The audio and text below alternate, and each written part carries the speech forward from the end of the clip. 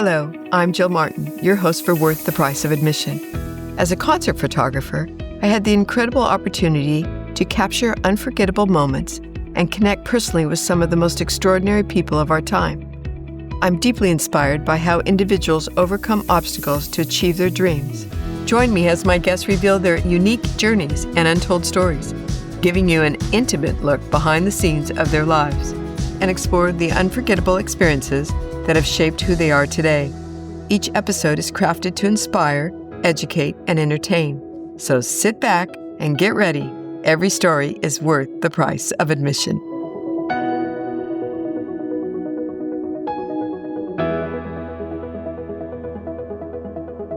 Good evening. I'm Jill Martin, and this is Worth the Price of Admission. Tonight, my guest is the great Gerry Cooney. The things that he's done in his life, the things he's accomplished.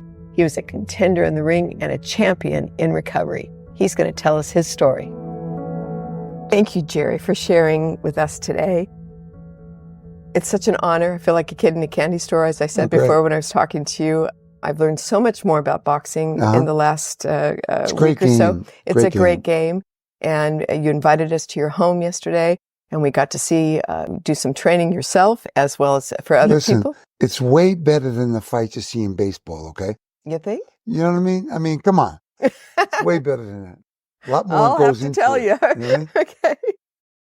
Where do you think boxing is today? I think boxing is in a great place. You know, I think people lost a lot of interest through the Don Kings of the world. Bob Arum has really kept boxing alive for the last 50 years. DAZN came in. You got Joey DeGuardi, you got Lou DiBella. And we're starting to see the fights that we want to see. And, you know, the champions are winning all the belts, you know, where for years that never happened. So, and their talent is phenomenal. I mean, just in so many weight classes, including the heavyweight division. I was going to ask you about that. The lightweight division is phenomenal. Welterweight, middleweight, light heavyweight, super middleweight, Canelo Alvarez division. So boxing is really doing well. I'm really excited about it. And I'm excited about talking about the game still. You know, at this stage in my life where I'm on Sirius XM twice a week. Twice a week, and from we 12 to 2. Yes. 12 to 2, channel 156. I'm just saying, I talk about the game I love. That's awesome. And break it down.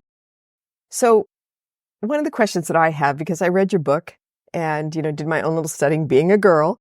And, you know, there was a few things that, you know, you didn't go the whole 15 rounds. So my take on it was, what does that matter? You knocked him out like right off the bat. Norton, 54 seconds. So the stamina, talk about that. Well, you know, it wasn't just so much the stamina. You know, obviously I had a lot of early knockouts in my career. So I didn't get the experience. I mean, I did it in the gym. I used to have 5 or 6 sparring partners every day. And while one was in with me, the other 4 were looking to find the opening to get me, which was great. But I was also not taking, after I knocked out Norton, I believe if I fought Holmes that night, I win the championship. I was in such great shape that night. But then after I knocked him out in 1 round, I think the stress and the pressure got to me, and my upbringing, my dysfunction. I learned a lot of things about you're not good enough, you can't make it. And I kind of self-sabotaged myself. And so there's a lot. I lived, I saved my money, but I didn't really take 100% shot out of fear of not making it. And sometimes when you grow up in a dysfunctional family, you do those things to kind of say, well, it wasn't me. Correct. And you did have a pretty tough childhood, you know, trying to walk around your dad, and very difficult. And you kind of had to find areas where you would leave and find yourself. Your brother helped you. You admired him immensely, took you to the gym. That's where you found your way. I understand you did a little sparring at the bus stop. Oh, I grew up and I used to bring my gloves with me, my couple of bags of gloves, and I boxed everybody at the bus stop. That was so long ago, but that's what we're here to talk about. So long ago, right? So really, my first day in the gym, I was good. I had a heavy bag. I felt like I could fight, and I wanted to fight somebody. And they put me in there with this little Italian guy. His name was Michael Dodora, and he knocked me around the ring that day. And I threw the gloves off. I was 15 and a half, and I went home. I said, forget it. This is not for me. But the next day I went down in the basement and I hit the bag, understanding that somebody was going to come at me. And I went back to gym, asked if I could box that kid again. And then 6 months later, I won the middleweight championship. And, I learned so many things through it that I found out years later that boxing helped me to express my anger for what was going on in my house. And they put my picture in the paper.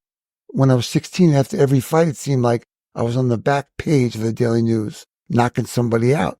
So it made me somebody, and it fed me, and it kept me alive. It gave me self-esteem and purpose, and that's how I became a fighter. I never really, like you think about it. How do you I think about I'm training for Holmes. I got to think about him for 13 months. I'm fighting this big heavyweight champion of the world. What kind of fun? Wow, that must have been a lot of fun, right? No, it wasn't a lot of fun. My life was on the line every day, but it gave me a purpose, it gave me a direction, and even though I self-sabotaged me a little bit self in that fight, I have a great life today, and I've you do, and a great family. I met your turned the wife, page. beautiful Jennifer, and the woman beside the man. Yeah. One of your favorite quotes that I read is that you said you lost 3 times in your career, but you didn't mind losing to Larry Holmes because he was a true champion. Well, yeah, I mean, he was, he and I went to Europe for the 40th anniversary of our fight. That's how good it was. And I got to watch all his highlights with me included in them, and how great a fighter he was, and how he could figure it out and make adjustments and change up. And, so I got a chance to fight that man. And you also fought in Europe as an amateur, correct? Yeah, I fought on the United States team, and I came back from Europe with 4 knockouts. I got invited to fight the heavyweight Russian team. I knocked the guy out in the first round, and I got a phone call making it to the finals of Olympic Trust. I didn't go because I didn't really believe in myself. Oh, was it your dad? It wasn't my dad. I used that as an excuse. I didn't really believe in myself. I regret that today. And that's why I like to talk about it, because the kids that are out there that have that opportunity, take it. Get someone to listen to you and explain what the story is and help you to grow. That's what these experiences are. They're growing experiences to bring us to a better place. Absolutely. And so your mentor during that time when you were starting out, was it your brother? Who helped you the most? You know what? We all had a secret hiding place in the house. So I didn't have anybody to help mentor me. That's why it's so important that I do it today, that I can be there for the children and say, well, listen, try it this way, or do this, or maybe you shouldn't, help them cut the distance down of the trouble and the problems that you're going to go through, and find an easier, softer way. Your mom didn't like watching you fight, but your grandma, was... none of them liked it. Obviously, I didn't even like to watch myself fight. But, they all came. If I ever told my grandmother, she was 88, you can't come tonight. What do you mean I can't come tonight? She wanted to be there. And, they'd close their eyes until they'd hear the roar of the crowd, and then they'd come out, and that was a great experience. Am I right in saying that Muhammad Ali called her one time? Yeah, to tell her I was going to be okay. I didn't realize it at the time, but he was kind of like, I would see him at different events. He came to my training camp, and, I found out later, not too long ago, that if he beat Leon Spinks that night, the first time they fought, him and I were going to fight. But unfortunately or fortunately, he lost to Leon Spinks. So he had to go back and have a rematch. And then I took a different road to fight the Larry Holmes for the heavyweight championship of the world. So it was a lot of things going on I knew nothing about. Was there somebody that you were afraid of? Were you afraid to fight at certain times? I'm afraid of my wife right now. No. That's a good thing. I tell the story. So you're in the dressing room, you're warming up, and someone knocks on the door. And they open the door, they say, Cooney, you're next. So the first thing you say is, oh, shit. Right? And then you walk down this empty corridor with your trainer and a couple of the guys that work with you. And then you hear the roar of the crowd, and then you become magical. And something happens to you in that moment where you just figure it out. You become like so aware, and then you get in and you perform. And so it's a great feeling. Are you able to take all of that strength and put it into somebody else? Oh, we learned to communicate about it. I know how I felt. I know what I went through. And I know what some of the young children, young men and women are going through. Oh, no, I meant hitting somebody. Oh, are you kidding me? Well, that's what you did for a living. Once the bell rings, he's got a sword and I got a sword, and I got to get him first. And so you kind of fall into play, and you know from watching his film work.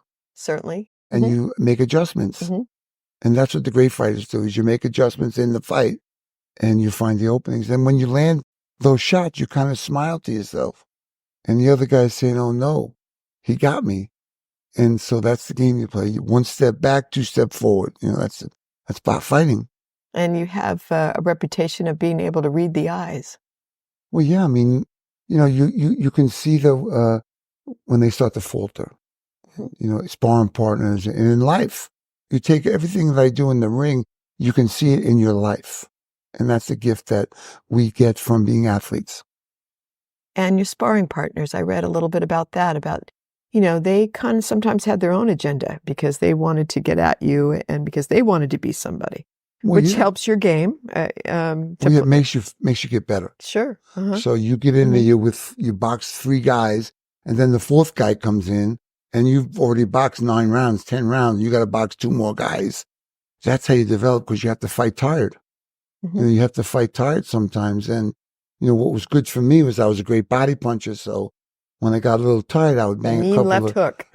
Uppercut to the bottom 2 ribs. I used to love those 2 ribs. I used to say, I got to get me 2 ribs today. That's too funny. Okay, so Irish Catholic family, Huntington, Long Island. What was that like living there? You know, I was a kid, and I left out of Huntington. Obviously, I fought on the United States team, and then I turned pro. And so then I was so fortunate to be able to get a little bit away from that atmosphere and focus. And I moved with Howard Davis, who was from Glen Cove. He was a gold medal winner in 1976. And so I got to fight on his cards and get showcased that way. And so I went to Vegas. I went to Palm Springs. I went to Oregon. I went to Alaska, so many different places to fight. And it was a great experience for me. Absolutely. Did you have a favorite fight more than anything else? Well, I mean, obviously in my fight, losing to Norton, beating Norton was a great fight. But the fight that really means the most to me was in my losing effort to fight Larry Holmes. He was a great champion. And I was right there with him. You almost won. In the fight, he was pulling my head down to block the body shots. A smart move, but the referee couldn't see it, and I got 3 points taken away. And from my inexperience, I felt like I couldn't win, and that was a mistake. And you had a wonderful trainer, Victor Valley. Victor Valley was the greatest guy in the world. He came over by himself with his mother when he was a kid, and we met somehow, and it was a great run. Another part of the book that I really enjoyed was you walk into Madison Square Garden for the very first time. That had to be the most thrilling, scary, exciting moment of your life, right? Well, I mean, when I was 16 years being old, in the center of the ring, and they blacked the garden out, and they put the spotlight on you, and they mention your name, and then the other corner, and you're fighting for the middleweight championship at 16. My legs were shaking a little bit. A little bit? Until the bell rings, you know, right. And then you got to fight. But you also experienced some things going in. You got to see some other people that were in the public eye that played boxing that really kind of, you know, you're walking into like, oh my gosh, look at the world I'm coming into. I remember as that young age seeing Willis Reed, Walt Frazier, Dave DeBuscher from the Knicks. And it was just so amazing to be this young kid from Long Island in the garden, and just, you know, you'd stand in the back corridor and there'd be 10 fights. And the guy I was fighting was across the hall from me. So every time one fight went out, you moved down the line. So you got to watch this guy for 9 fights until you got in there with him. And they were all great experiences. I mean, great, you know. Your first loss. Did I do that? I can't remember. There was only 3. You know, I did. I mean, obviously, I was undefeated going into the fight with Larry Holmes. And, you know, I was very disappointed with that loss. I didn't think I was going to lose. But, you know, looking back, I understand I made certain mistakes.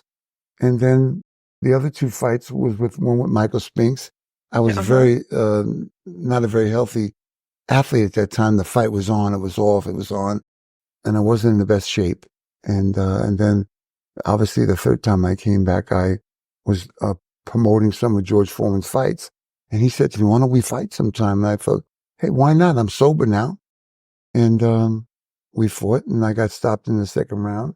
But it was a great experience for me and helped me to turn the page, and I can move on with my life, finally. So let's talk about that a little bit. Do you think it was your dad? Do you think it was the life? You know what? Whatever it was me. Mm-hmm. And the bottom line comes, it's me. I made those mistakes. Whatever information I didn't get, it doesn't matter. And, but it made me a better human being today. It certainly did. Yes. I fell down, I got up, I dusted off my pants and moved on. I know what pain is. From being an athlete, we get to help a lot of different charities out, a lot of organizations with people who suffer and struggle and help their way a little easier. Yes. And I've always loved that. And I've always thought that was very important for a lot of reasons. One, for myself, when I was a kid, but also it's just, you get with great celebrities, you have a lot of fun, you laugh, you talk stories, and we're helping raise awareness for other strong situations that need to be addressed. Did you find, Gerry, through your career that other people struggled like yourself? Well, yeah, I mean, fighting is not like... No, I meant with addiction and things like that led them into another area, whether they were able to move on and be better? Afterwards, when you're certainly. When you're in an addiction, you're not aware of any of that stuff. You're just kind of, I think about it, when you had that drink, it filled that big hole I carried here in my life, all my life. And it filled it in. I felt comfortable. I was funny. I could talk to the girls. I fit in. But it was a lot. And I think about that movie, The Raiders of the Lost Ark, when they go up on the mountain and they open the tablet, the 10 Commandments, and it looks so beautiful and it turns. Yeah, that's what alcohol does to you. And that's what it does to you. And so it robs you of life. Yes, it does. Quality of life. Did you go the professional route? Did you just stop on your own? Yeah, I cried out to God to help me. And I turned on the television, and on the channel it happened to be Alcohol Awareness Week in the Hamptons, and George Benedict was on, and I remember that number. I called him, and I went and seen him, and he told me, you don't have to stay here. He said, you go to meetings. If you can't make it, I'll always have a place for you. And I said, thank you. I didn't want to stay there. And I started to go to meetings, and my life changed. Okay. And when did you meet Jennifer? I met Jennifer in 1991. Way past, you were done fighting? Done fighting. She's never seen you fight? Hadn't had a drink in 4 years or so, and it was a gift to me. And we met on the phone when I was living in Florida in the winter. And I said, well, when I come back in a few months, we'll have lunch. And we walked down the street, hold a hand that day. It's been a great... And that was it? I was ready. The other times I wanted to be ready, but when you said you want... What? Marriage and all that, I wasn't ready for that. You weren't ready for all of that? I couldn't do it then. And you have 3 kids? That I know of. I have 3 great kids. I have a 21-year-old Sarah. Do you say that to them too? No. They'll probably hear it now. And the son Jackson is 25, and a 34-year-old Christopher. And Sarah's in college. Yeah. And Jackson is an engineer. Yeah. And Christopher is a banker. Right? There we go. That's a good group. Not so bad. That's from their mother, not from me. But right. They all can fight. That's from me. Okay, there we go. My daughter's a great... I sent you some videos, though. Yes. So, Norton, to me, as a girl, not knowing anything about boxing, very little except for, what the news and my prior life.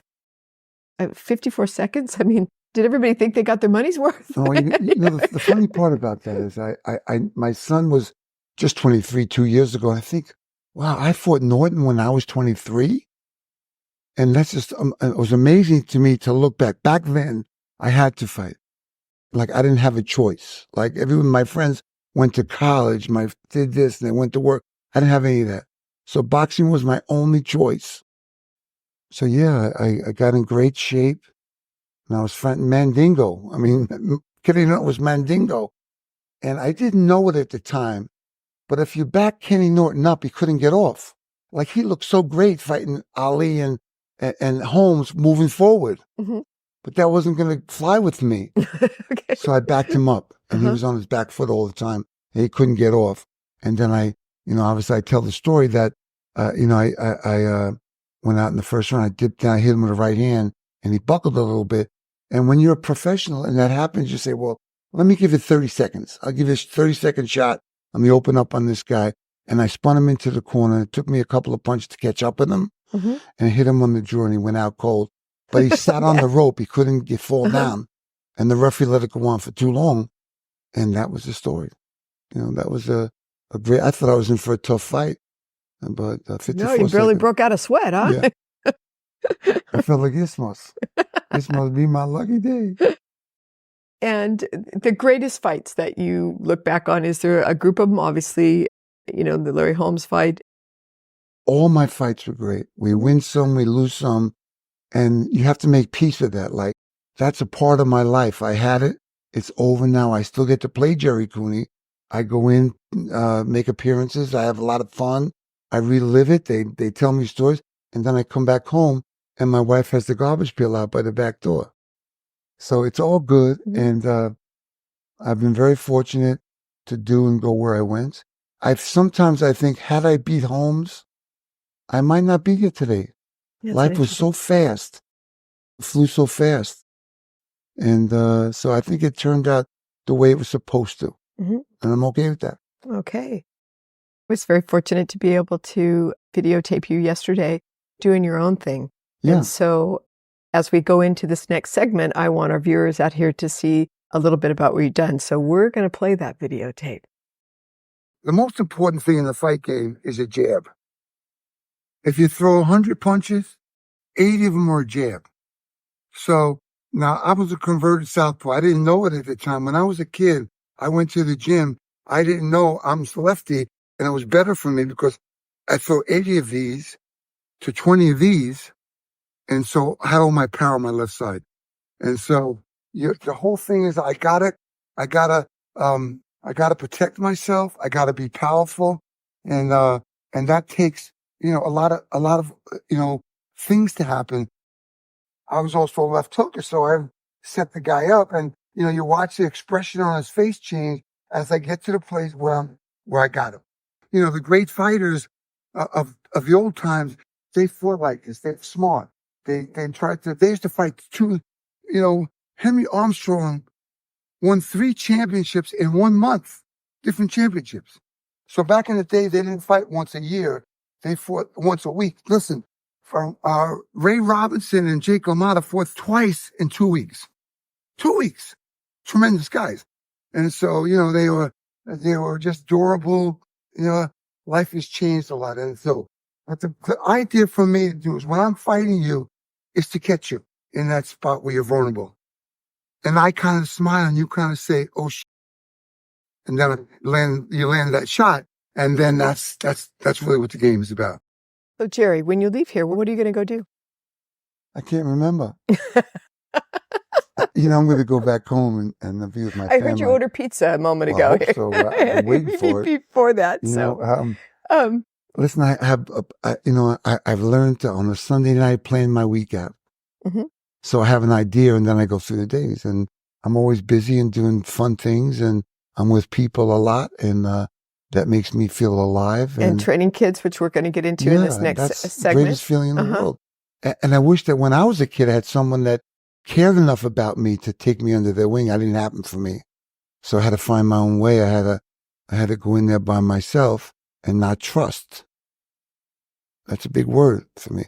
I never learned how to trust because I couldn't trust from my home. So over time, I've learned to trust. You make mistake, you clean it up. And I learned to trust today. And I attract a different kind of a person today, someone who's trustworthy. Okay. That's a learned thing. Sorry, Gerry. Oh, no. I read your book, which I've said many times, about how you were a champion in the ring and a gentleman in recovery. It certainly sounds like what I'm seeing so far. What I watched you do with the kids yesterday is just amazing, and how you got a kick out of it. You could see it in your demeanor, your voice, and how you train them. But I do want to ask you a few questions about a few names. Sure. And I want you to just tell me off the top of your head what you think. Don King. You know, he was great for the game in some ways, but he robbed, in my opinion, he robbed me of an opportunity to really get a shot at the title by keeping me from 3 or 4 or 5 guys who he represented. Because I wouldn't sign with him, I didn't get a chance to fight. So when I fought Holmes, I didn't really have the experience. I was knocking a lot of guys out early, and Holmes was a very smart man. You know, he dropped me in the second round, and he went back to the corner, and they said, Larry, why didn't you open up?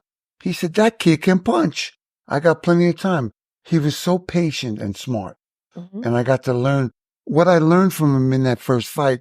I think it gave me a way better opportunity to fight him if had we fought a second time. But back then, they didn't do it for some reason. I don't know if it was because of all the racism that was going on through that fight, which was nothing to do with him and I.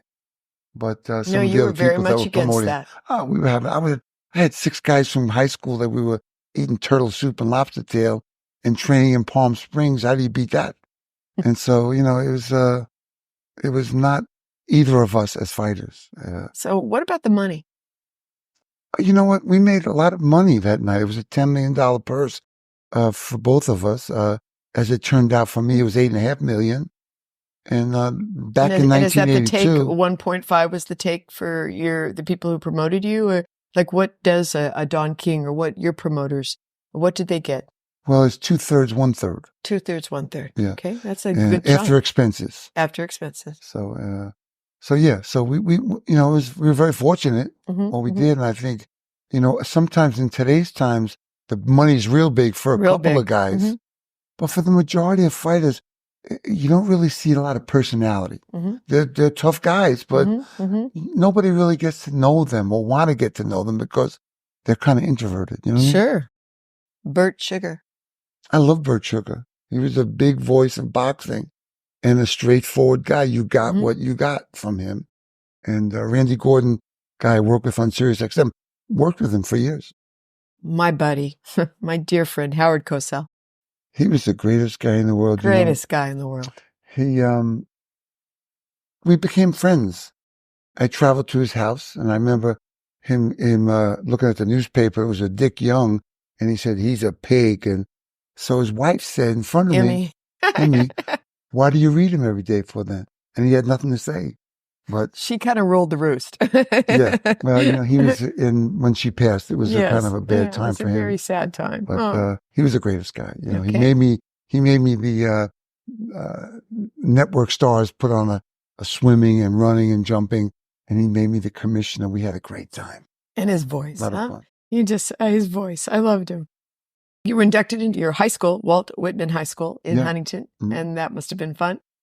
Yeah, it was nice to go back after all those years and see some of the old guys and some of the athletes that were around back then and to remember them. And I've had a lot of opportunities like that. I've had a chance to bring 6 or 8 guys to Joe Namath's golf tournament at Bethpage and see those guys who were great athletes in their day come and hang out, rub elbows with some of the pros. Sure. That's a really good gift to be able to do something like that. I got a chance to do so. Yeah, we have a lot of fun. I know the guys, they know me. We have a good time. We talk. So many great guys. And you got to meet so many wonderful people. Bob Hope, was he funny or what?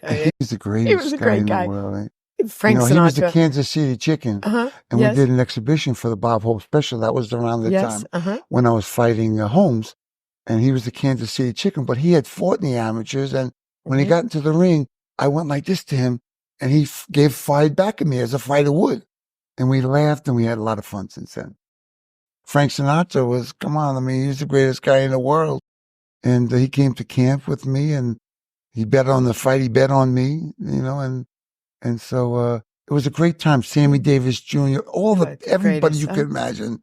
Chevy Chase, just you imagine everybody. We went to a party one time at Caesar's Palace before the Holmes fight. Everybody you ever wanted to meet in your life was there. Jack Nicholson, just everybody. It was just the greatest time in the world. And how about Elton John? Sent your mother flowers? Yes, he did. He invited me to his last concert, and he was staying at the top 2 floors of the Hemsley Palace. And I came in with Tanya Tucker back in the time, and he said, for the guest of honor, he played When Irish Eyes Are Smiling, and he was just a great man. He's the only man I kissed on the lips. How's that? Who would thought I would say that here? He's the only man I ever kissed on the lips. Okay, Billy Joel. greatest guy in the world. One of my favorites. Relate so much to him. And I used to see him out on Long Island riding his bike all the time. Went to his concert, but I remember I was getting ready to fight Norton, and he looked down to me and he said, he played the song Pressure. Yeah, you know about that, right? He looked down and said, I don't have to tell you about that.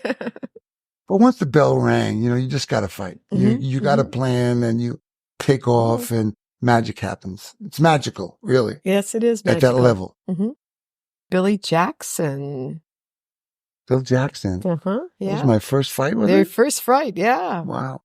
And a knockout in round 1, huh? I didn't take that many shots. That's right, you remember. That was my first fight. That was one of the comments I said when I met you. I said, he can remember. At Sunnyside Gardens. That was a great a fight arena for so many years, way before me. I think that was the last fight that was ever held there. And so I had a lot of great moments. I traveled the world. I met everybody I ever could want to meet. And do you have a favorite place in the world that you liked? I loved Hawaii. I love I love Africa. I'd like to go back. Yes. Central America, renting a giant sailboat. I mean, just so many great things that we get a chance that you're to able do. to do. Sure. And I was at my dentist's office, and she was looking through my phone, and she said, "It looks like you've had a great life." And I thought to myself, "Yeah, I guess I did. It's been great." What makes you laugh? Everything. Everybody. If you can't laugh, you're out of business. Yeah, that's right. I mean, come on, exactly. That was one of Billy's favorites. We got to find humor somewhere. Yes. Being ranked number 1 in 1980. What did that feel like? It felt great. I was fighting. Obviously, I had 2 managers that couldn't stand each other. And I was the guy in the middle all the time, which is not great for an athlete. But I worked hard. I had a great trainer who taught me everything. And I didn't ingest all of that at that time. I do it now. When you see me working with the kids, I give them things that my trainer taught me, but at the time I couldn't really understand it. And so it's been a magical life.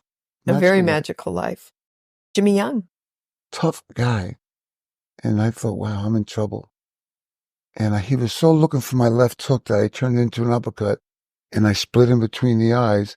And, I don't know if you guys knew this, but I'm afraid I hate the sight of blood. I almost passed out. I'm just talking to it. You're like in the wrong sport, buddy. once you cut somebody, it's over. Yeah, exactly. Once you cut somebody, it's over. And sometimes you got to go to the body and to bring it back upstairs to get those hands dropped. But so your eye got cut in the Holmes fight. In the Holmes fight? Wow, look at you. You've done your homework. Yeah, I got thumbed a couple of times. And, at the time I thought, look at this guy's doing here. But he's a great champion and a great man. And I had 21 stitches over my eye. And that was another thing to deal with. Inexperience. Yeah, inexperience. Right, sure. Huh? But anyway, we got through it. We had a great time. Yes. And where is Larry Holmes today? He's still in Eastern Pennsylvania. We talk all the time. I met him after the fight a couple months in Atlantic City. He said, "Gerry, come on, let's sit down and talk." And we had a great conversation. And we've been the best of friends ever since. That's awesome. In the book, it says that you really wanted to go over and meet your competitor and tell him and hug him, how grateful you were, I'm sure in the wins and the losses. I was very impressed by that. Well, I mean, after the fight's over, you've both been trying so hard training. I mean, who could think about, I don't even know this person, and my job is to knock him out. Exactly. Doesn't make sense. Yeah, it doesn't make sense sometimes, does it? But when you get hit, it makes a lot of sense. Right. You've been hit, right? George Foreman. Great man. Done so many things, got a movie on his life. It's a miracle what he came and did. He came back after those losses, and big loss to Muhammad Ali, and won the heavyweight championship. And I got a chance to fight him when I was newly sober.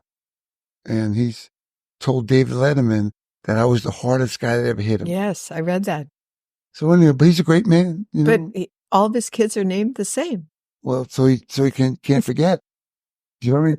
Not that when you're a puncher, you don't take that much beating, right? Right. So I don't know why he named them all George or Georgiana. I know exactly. They were get a little confusing. I have 8 brothers and sisters. That would get confusing. How about a guy making $50 million on the grill? I know. Is that amazing? I have one of those grills. So the most money you ever made on a fight? Was that the Holmes fight? $8.5 million. Yeah. Okay. That was a great night. That was big in those days. And think about the money, the difference between what it is then and what it is today. It's unbelievable. It's unbelievable. Yeah. I mean, it's just like it's unheard of. Back then, when we made that money, it was the first time in the history of boxing that went on. Today, it's like, I wouldn't say chump change because I still got it, but it was small purses. Yeah, it's very good to hear that you still have it. Yeah. We're also going to... It's because of my wife. That's right. Oh my gosh. I just love her. She's amazing. Listen, so I met my wife and we made a decision that I'm going to make all the major decisions and she's going to make all the minor decisions.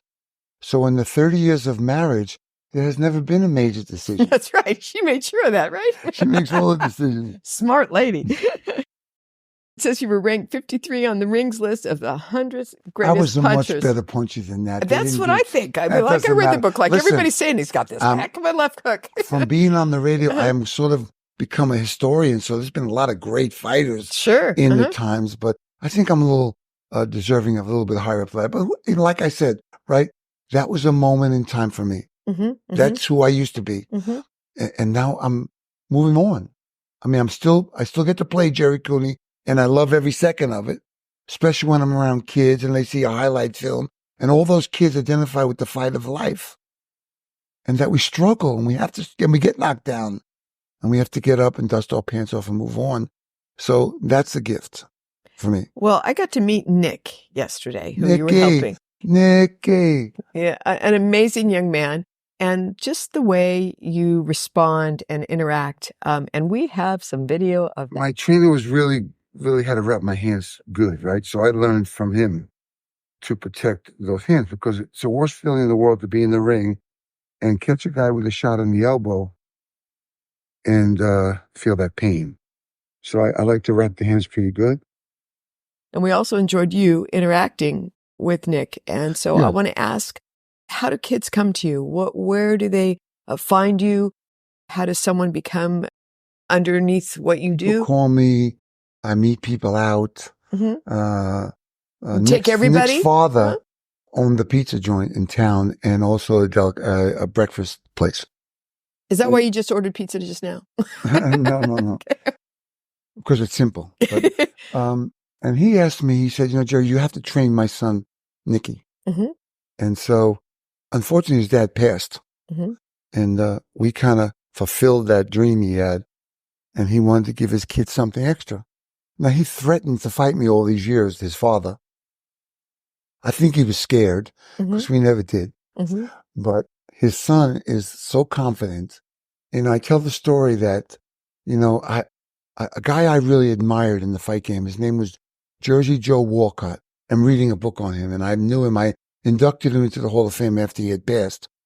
And I got to meet his children and learn about him. And this kid has the ability to feint him, to step out and to do those special things that fighters dream to have. And it's been so easy. And in that process, I watched this kid grow and become more confident and more trusting and more available and, more able to ask the question. All those things that I never got a chance to do. I had to wait for the bell to ring and fight. So what do you think the greatest quality a fighter should have? Love themselves. I mean, that's really is a word that's never talked about. And we have to learn to love ourselves, care about ourselves, to believe who we are, and we deserve everything. And then ask.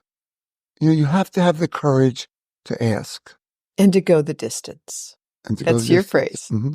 Yes. The happiest time in your life? Every day. Good answer. My life changes all the time. I get to be in different circumstances, different situations, talk to people. And, also would you want to tell you that in my life growing up, I made a lot of mistakes. I took a bad road. I went down the wrong street. I made mistakes. I hurt people, been hurt. And I've tried to clean that all up. And what I couldn't clean up, I do charity work and I work with people and I kind of pay it back that way. And you help other boxers, you and your Oh, wife. yeah, well, yes. of course. Why not? Why not? To help give them with the freedom, road and retirement. direction, and, you know, all those things that are not given to us by our managers or our promoters, because they want us to continue to fight so they can make the money. They're not going to teach you how to save your money, how to protect yourself, look for a future. You know, what am I going to do in the future? Like, you know, I work with kids and they all want to be NBA stars. Sure. And I say, that's great. Follow that dream. But if you don't make it, most chances are you're not going to make it. Stay in school. You know, get a job at the post office sorting mail. Let them know you're there. Get a job for 5 or 6 years as a postman. Get a retirement plan, vacation, a great salary, and then make a decision. You have a backup plan. I didn't have that. I didn't have no choice. So, Gerry, would you say the saddest part of your life was addiction? I mean, or because that's pretty devastating. No, because I needed that to get out of the pain, to not feel. I needed that to fill the hole up. Yes, and you had quite a hole. I was so raw and so alone that it wasn't, but through that process of drinking that brought me to become aware, to take the risk to ask, can you help me with this? Yes. Can you show me how you did it? And that's my job today, to help those other people moving forward to get that help. Sad part is most people don't get it. Like, you know, I was at a detox one time with a good friend of mine. His name was Jack Brunette, New York. And he told 80 disheveled men, he said, most of you are not going to make it by this time next year. And I thought, why? Why would you say that to these poor guys, right? So I asked him after the meeting, you know what he told me? Because it's the truth. And I thought to myself in that moment, that chair is my chair. I'm not giving that up. And unfortunately, in life, it's not so easy for those other people. I was very blessed to get it. And that's, I believe, is a higher power that directed me and said, okay, kid, come on with me. Let's take it easy for a while. And what do you tell your 3 kids about your life during that period of time and what they should do with their lives? And I tell my kids I love them all every day. And, you know, obviously kids are young. They're going to experiment.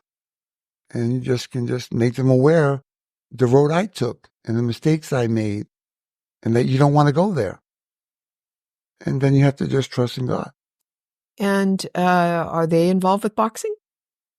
My children can fight. And my daughter's 21. She's a puncher like me. My son is 25. He's a puncher like me. They all have the ability. And my oldest son is an MMA cage fighter. And I don't know much about that, but, you know, it's fun to be able to film my children and to have those experiences, which I never had any experience with my father, except my father put me in the ring to fight him and I could never hit him back. That's correct. So, Gerry, I want to thank you once again. Oh, it's a great time. It's just amazing. It's a great time. But I also would like to ask you, like, what does your day consist of now with training the kids and what else? You know, every day is different. Every day is different, but I'm away 2, maybe 3 days at a time. I like to be 2, and I'm always home with my wife. I can't wait to go to bed with my wife tonight. And that's a wonderful thing to say. And the kids, do they live in the area? My son lives in Jersey City, so he's an engineer, and he's so happy right now because the job he's on is right 5 minutes from his house. My daughter still lives with us. She lives on campus when she's in school, and now she's back home with us. No grandkids. Children are having kids later and later. They say that's the greatest thing that can happen to somebody is being a grandparent. Oh yeah, well, you know, I just held a baby a couple of days ago. It was like, wow, I hadn't held a baby in years. It felt so good. And the baby was happy that I had it. Yeah, didn't cry. No crying. No crying.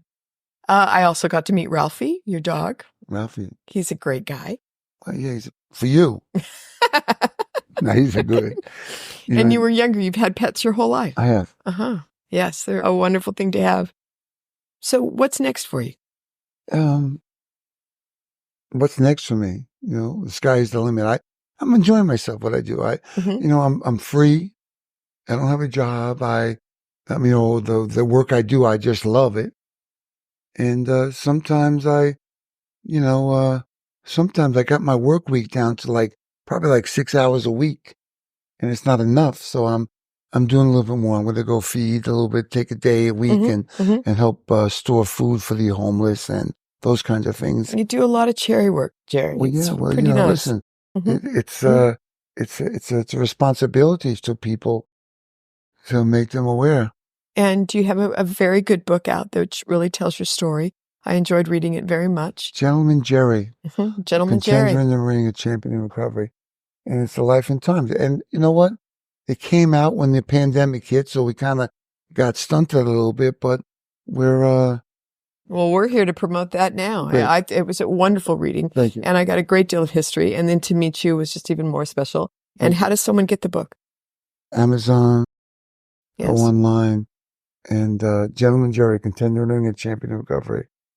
Is there anything in your life that you haven't done that you'd like to do? I've been to Africa, had a great time. So travel. I watched I was in a hot air balloon watching the sunrise. Oh, wasn't that fun? We did that as well. Yeah. It was amazing. So much. Yeah. And I've been all over a couple of times. And so sometimes I feel like I've been there, done that. I have to watch that with my wife and my family because we're going to Barcelona. When we go on vacation, I like to take 4 days and go on vacation, come home, then go back a couple of weeks later, do another 4 days. 7 weeks is too much for me. That is a long time, huh? Yeah. Yes. But Gerry, thank you so much. And will you come back and talk? And we're going to listen to Sirius Radio. And are you serious? Yeah, I am serious. And we're going to have some pizza. Thanks, though. Thank you, sir. What a pleasure and an honor. Thank you. Thank you. Isn't he a knockout?